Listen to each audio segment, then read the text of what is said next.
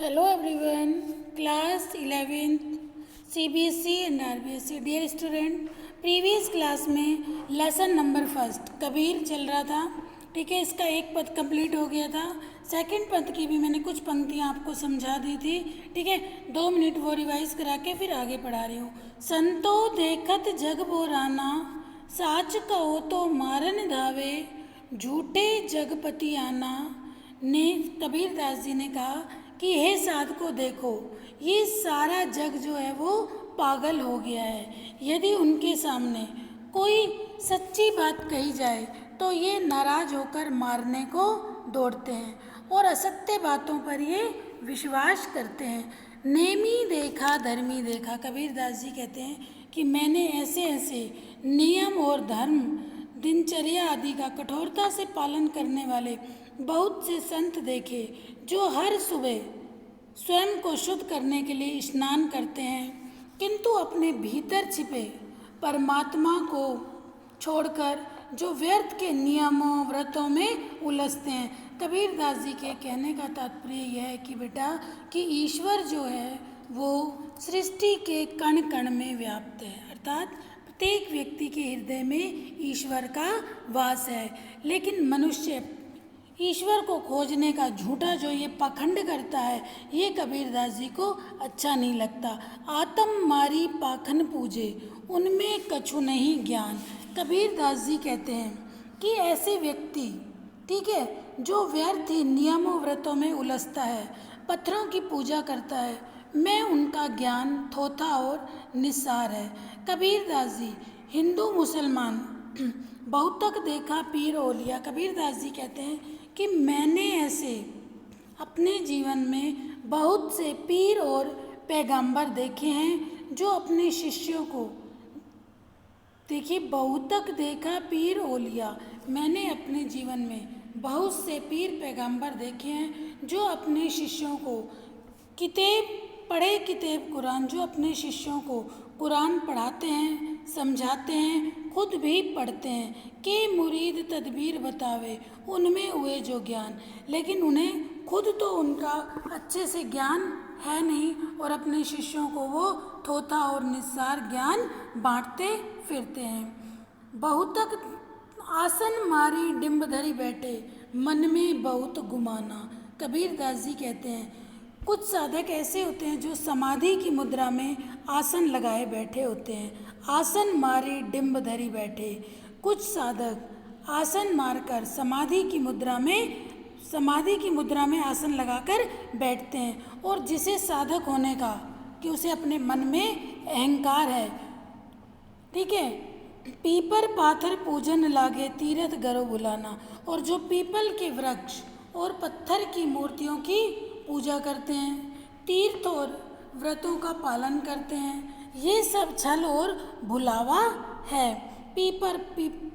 People को पूजते हैं, पत्थर को पूजते हैं, मूर्तियों को पूजते हैं, तीर्थ आदि पर जाते हैं, ये सब उनका क्या है, भुलावा है। साधना के नाम पर ये सब भटकाव है, उनके गले में पड़ी हुई। कबीरदास जी कहते हैं टोपी पहरे माला पहरे, छापा तिलक अनुमाना। और ऐसे ऐसे लोग मैंने देखे हैं जो अपने गले में मालाएं धारण करते हैं, टोपी पहन लेते हैं, तिलक लगा लेते हैं। इन्हें देखकर ही उनके पाखंड का अनुमान लगाया जा सकता है कि ये व्यक्ति कितना पाखंडी है। साखी शब्द गावत बोले, और वो साखी और शब्द गाते फिरते हैं, आत्म खबरी न जाना। कबीरदास जी कहते हैं किंतु वास्तव में उन्हें स्वयं परम तत्व का ज्ञान नहीं है। साखी शब्द गावत भूले, आत्म खबरी न जाना, लेकिन उन्हें शब्द साखी गाते रहते हैं, लेकिन उन्हें स्वयं परम तत्व का ज्ञान नहीं है। हिंदू कहे मोई राम प्यारा, तुर्क कहे रहीमान। कबीरदास जी कहते हैं कि हिंदू और मुस्लिम आपस में इसी बात पर आपस में दो लरी लरी मुए, मरम न काहू जाना, कि दोनों आपस में लड़ते रहते हैं और वास्तविक मरम को किसी ने नहीं जाना।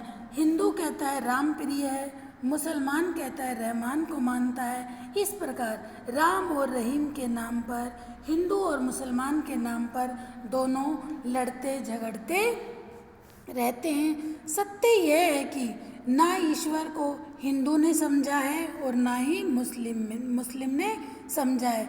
घर घर मंत्र देत फिरत है महिमा के अभिमाना।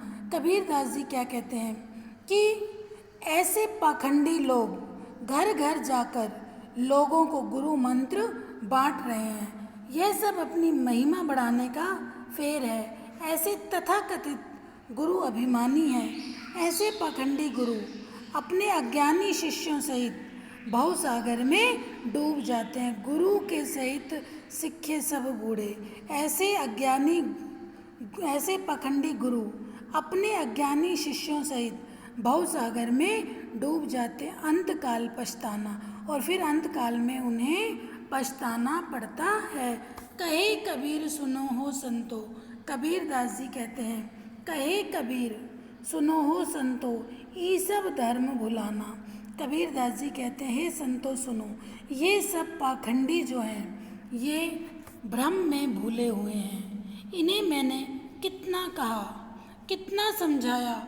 कहे कबीर सुने हो संतो ये सब भ्रम भुलाना। केतिक कहो, कबीर दास जी कहते हैं कि मैंने ऐसे लोगों को कितना कहा कितना समझाया, लेकिन इन्होंने मेरी एक बात को भी नहीं समझा। वह ईश्वर जो सहज साधना से मिल सकता है, संत जन सहज स्वाभाविक प्रेम से उसमें लीन हो सकते हैं और ये ईश्वर को इधर उधर खोजते हैं। यहाँ तक क्लियर हुआ बेटा? कबीर दास जी ने देखिए इन पंक्तियों में कबीर दास जी ने क्या बताया? धर्म साधना में आपसी भेदभाव, झूठ, पाखंड और दिखावा। कबीर दास जी को धर्म के नाम पर ये झूठ, पाखंड, दिखावा बिल्कुल भी बर्दाश्त नहीं है। कबीर दास जी ने पाखंडी ढोंगियों को सामने देखकर वे क्रुद्ध हो जाते हैं, गुस्सा आ जाता है। ऐसे ढोंगियों पर कबीर दास जी ने तरह तरह के व्यंग के माध्यम से ये सब कुछ बताया है कि कैसे ये लोग कैसे धर्म के नाम पर झूठा व्यंग और झूठा आडंबर रचते हैं। ठीक है, इन सब का कबीर दास जी ने इन आडंबरों का खंडन किया है। ठीक है, कबीर दास जी ने नियम और धर्म का पालन करने वाले लोगों की मुख्य कमी ये मानी है कि वो परमात्मा के परम तत्व को नहीं जानते। ठीक है, और कबीर दास जी ने क्या बताया इसमें? अज्ञानी गुरुओं की शरण में जाने पर शिष्य भी डूब जाते हैं। अगर गुरु को ज्ञान नहीं है तो वो अपने शिष्य को क्या ज्ञान देगा? उन्हें अंत में पछताना पड़ता है। कबीर के शब्दों में गुरु के सहित सिख भी सब डूब जाते हैं। ठीक है, कबीर दास जी ने बाह्य आडंबरों पर की अपेक्षा आत्मा को पहचानने पर महत्व दिया है। कबीर दास जी ने कहा ना, टोपी पहरे माला पहरे छापा तिलक अनुमाना, साकी शब्द गावत भूले आत्म खबरी न जाना। इसका मतलब ये कि लोग टोपी पहन के, माला पहन के, छापा तिलक धारण करते हैं, साकी शब्द आदि गाते हैं और वो परम तत्व आत्मज्ञान नहीं कर पाते, अर्थात उस परम पिता परमेश्वर को नहीं समझ पाते। ठीक है बेटा, ये चैप्टर आपका कंप्लीट हो गया। इसमें कोई भी डाउट हो तो आप अपने डाउट्स क्लियर कर लेना। अब ये दोनों पदों की व्याख्या, ठीक है, मैंने ये आपको अच्छे से समझा दी। दोनों पदों की व्याख्या को आप अपने प्रसंग और व्याख्या भावार्थ नोटबुक में करना है। कल की क्लास में मैं आपको इसके क्वेश्चंस समझा दूंगी। ओके बेटा, थैंक यू। ठीक है, ये सारा वर्क आपको अच्छे से करना है।